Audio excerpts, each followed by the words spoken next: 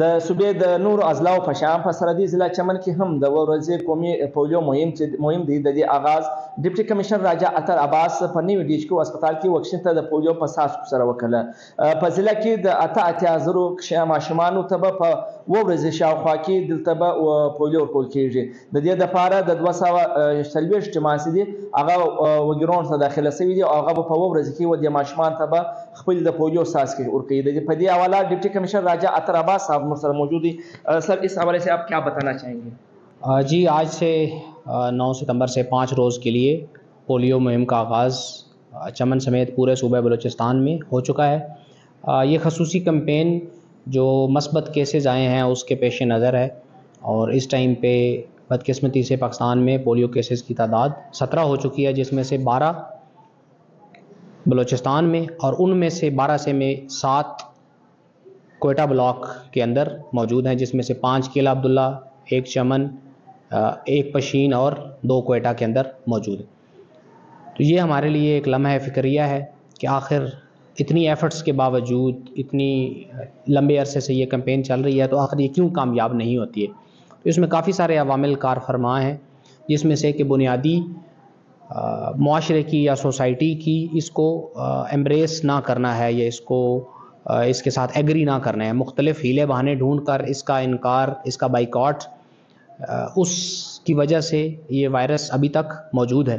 تو اگر ہم 4 سال کے لیے صرف ایک ریزالو کر لیں کہ ہم اپنے بچوں کو 4 سال کے لیے پولیو کے 2 قطرے جب بھی ٹیم آئے گی پلائیں گے، اگر اس کے دوران ختم ہوا تو ویل اینڈ گڈ، نہیں تو بعد میں پھر ہم کسی اور لائے عمل کی طرف جائیں گے. تو لوگوں سے آپ کے پروگرام کے توسط سے درخواست ہے کہ جب بھی پولیو کی ٹیم آپ کے دروازے پہ آئے تو اپنے ذاتی مفاد کے لیے آپ اس مجموعی جو کاوش ہے اس کو خراب مت کریں.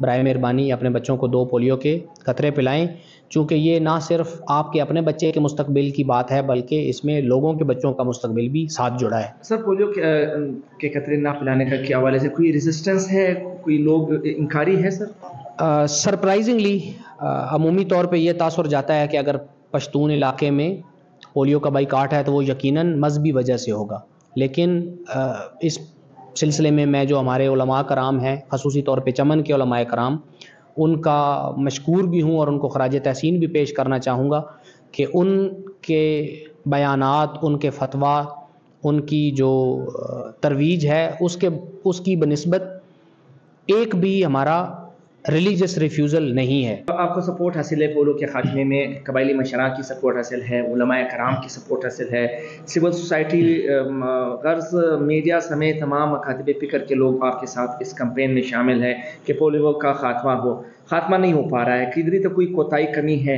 کیا ہم یہ سمجھ سکتے ہیں کہ پولیو کے اندر جو لوگ موجود ہیں وہی نہیں چاہتے کہ یہ مرض ختم ہو، کیونکہ ان کی تنخواہیں ان کی رسکوزی سے لگی ہوئی ہیں؟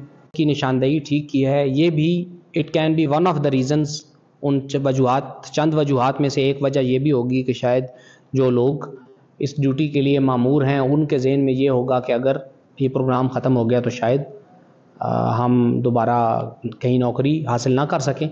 تو ان سے بھی یہی درخواست ہے کہ رزق کا جو ذمہ ہے وہ اللہ تعالیٰ نے خود لیا ہے. آپ نیک نیتی کے ساتھ اپنی ڈیوٹی سر انجام دیں تو آنے والے دنوں کے لیے رزق اور آمدن کا ذمہ اللہ تعالیٰ کی طرف سے انشاءاللہ کسی نہ کسی صورت میں مل جائے گا. لیکن یہ سول ریزن نہیں ہے. یہ 5%، 4% تو ریزن ہو سکتی ہے، لیکن 95% مجموعی طور پہ جو ایک میں اس کو کیا کہوں، ابھی لالچی مائنڈ سیٹ کا ہوں یا خود غرض مائنڈ سیٹ کا ہوں کہ وہ اپنے ذاتی مفاد کے لیے اس چیز کو ہمیشہ سامنے لاتے ہیں. حالانکہ یہ لانا نہیں چاہیے، کیونکہ یہ ذاتی مسئلہ نہیں ہے، انفرادی مسئلہ نہیں ہے، یہ اجتماعی مسئلہ ہے اور اس میں ایک گھر، ایک بچہ صرف وہ ایکسپوز نہیں ہے بلکہ پورا معاشرہ، پورا ملک، اور اس کے نتائج بھی پھر پورے ملک کو بھگتنے پڑتے ہیں. ډېره مننه. دا هو ډیپټي کمشنر راجا اطهر عباس چې د خپل وینا کې زیاته کړل چې د چمن د عوام د سیول سوسایټي د ټولو محتوا فکر د خلکو سره خاص کر په هغه کې قبایلي مشران، علماء کرام څخه خواست وکړي